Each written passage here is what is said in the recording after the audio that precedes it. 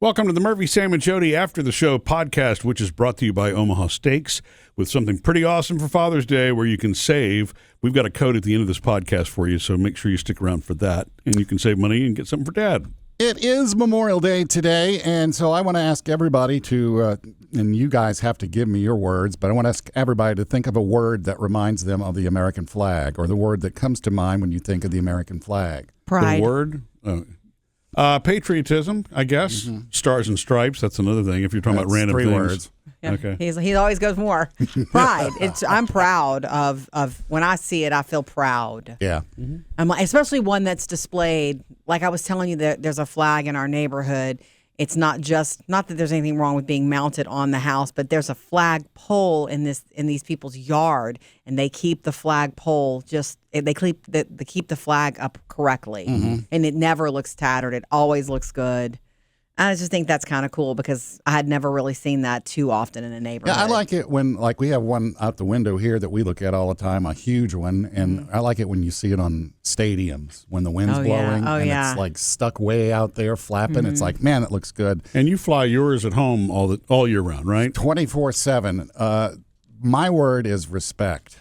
Oh, and that's a good word. It's odd because it's more respect for the flag itself than what it represents. Okay. It's more like treating it with the dignity it's supposed to have, displaying it correctly, because they have rules. Mm-hmm. It's how you're doing, and if you don't display it with the rules, it's okay. I don't care. You're displaying. No one's going to get injured. It's right. It's still but a as flag. it should be. It's not something that should be handled haphazardly. Yeah. It's correct for it to be treated with reverence. Well, and the reason for that kind of, exactly, that instruction, I mean, when you think about it, Memorial Day, those that have lost their lives for the country, the flag represents so many different things when it comes to the country. And so treating it with respect is also treating your country with respect, right? Yeah. And I learned from you, Jodi, in one of the three things last week that the Veterans Affairs Department is saying to put a black ribbon on it. If you don't have if you have it just on a pole hanging off your house and you can't do have staff. Yeah, you put a black ribbon on it during the day. And for so Memorial Day. I have mine up with a black ribbon. I bought a black ribbon this weekend. Good. But I was thinking about why it is that it means so much to me, and it goes back to when I was a kid, and my dad used to put it out on the house. Now, he only did it, and we as a family only did it on the flag days, Memorial Day, July 4th, and Labor Day. Sure. He should have done it on Flag Day and Veterans Day, but hey. I was going to ask you, okay. I know. And so when I became a teenager, I wanted to take it over. I was the one that went out and put it up, and I did that as a grown-up. And then when 9/11 happened, since 9/11, wherever I've lived, it's just flown. Mm-hmm. Right. And I put a light on it because you're supposed to put a light on it. But I don't know if you knew this about me. When I was in elementary school, I was part of the flag squad. I was, you're saying this, and I'm remembering that there was a flag squad at school in junior high that I was for sure very aware of, because they would always be out there putting the flag up in the morning when my bus pulled up, and I was like, oh, look at them. And then at the end of the day, bringing it down, right? I don't remember what we were called, but there were three of us, and we'd go out there every morning and so you raise the flag and do that. Even though we weren't in uniform, we'd do a salute. Great. And at the end of the school day or right before it, we'd go out there and pull it down. So the same three kids, you guys got to do it all year long? Yeah. Whoa. At the schools I went to, it would alternate like semester by semester so that more people got to do it. Yeah. And I got a certificate at the end of the school year. That's fantastic. I did not know that about you after all these years, Sam. And that's where I learned how to fold the flag, because, there is a certain way that you have to fold the flag, so that the blue field and the stars comes out at the end.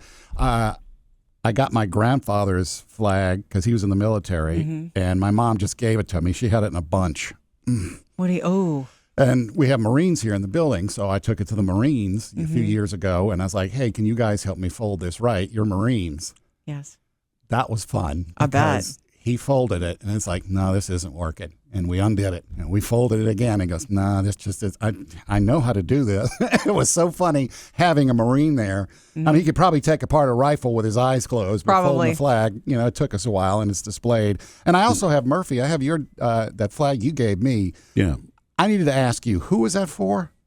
So I mean, now that you're asking me, it's going to be difficult for me to remember. One was for my grandfather because he served in World War II. I should say both grandfathers had one. So on my mom's side and my dad's side, they both served in World War II. They both had flag drapes. My grandmother's brother also served in World War II. He had one, and that's the one that she got. And then there was a fourth one.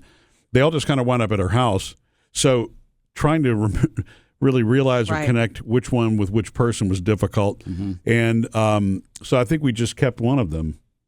Honestly, I think we just kept one of them, and that's in a frame, and the rest So you've got one of my grandfathers, I think. Yeah, right. I have. Okay, that's who it is. Yeah, okay. And then we donated, I think, another one. Yeah, I have my grandfather's in a frame, and I have the one you gave me in a frame. It's not displayed; it's in my closet, but it's in a frame. That's cool. I think it needs to be treated that way. Yeah, Correct. That's cool. It's just I want to say a few things like that about Flag Day and paying reverence to the flag on a day like today, Memorial Day. Right. I know this is about veterans and service members.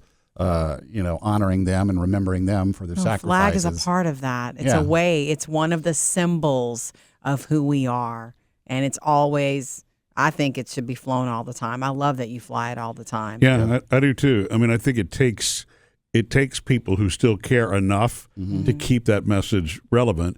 And Jodi and I don't fly one, not for any reason other than we never really have. I know we've had a flagpole over the years. I think we did fly one. We did at our first house where we lived we flew one for a long time. Right. I can't remember. It was time to take it down, and I don't know what we did. We had little kids, and I don't remember why we didn't continue. And I know if your flag gets tattered and you have to retire it, you can Boy Scouts, you can get in touch with them. I had to do it one time when when Jack and Parker were real little, and it's like, I want to do it right and set some kind of example. And one of my neighbors down the street is a former service member, very patriotic. His son is in the Air Force, and so they both came down and helped us retire the flag. Nice. Which is, say, you Pledge of Allegiance, you burn the flag, and then you bury the ashes either in a box and underground, or you just bury them underground. And you did that then at your home? And okay. I made the boys watch it, and it's like, this is how we do it. And ever since then, that's how I've done it, now that I know how to do it.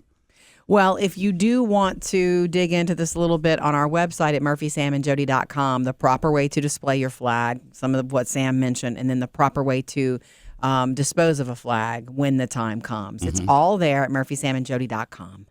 Missed any part of the show? Get it all on the Murphy, Sam, and Jodi podcast.